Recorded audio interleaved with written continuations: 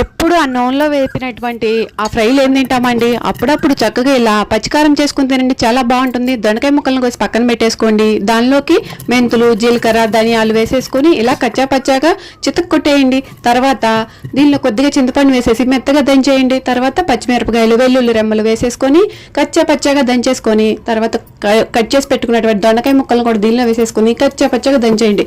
అన్నట్లు మర్చిపోయానండి, ఉప్పు అయితే మాత్రం ముందు వేయమాకండి. ఉప్పు ముందు వేస్తే నీరు వచ్చేసి మనకి ముక్కలు బాగా మెదగవన్నమాట.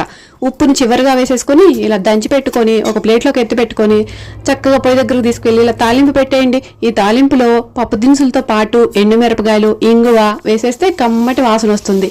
ఈ తాలింపు అంతా వేగిపోయాక మనం దంచుకున్నటువంటి ఆ పచ్చికారాన్ని దీనిలో వేసేసుకొని ఒక్క 10 నిమిషాలు మగ్గించేస్తే పచ్చి వాసన లేకుండా మనకి దొండకాయ పచ్చికారం రెడీ అయిపోతుంది. చివరిగా కొద్దిగా కరివేపాకు, ఇంకా మన ఆంధ్ర వాళ్ళు కలర్ లేకపోతే అన్నం ముద్ద కూడా దిగదు కదా, అందువల్ల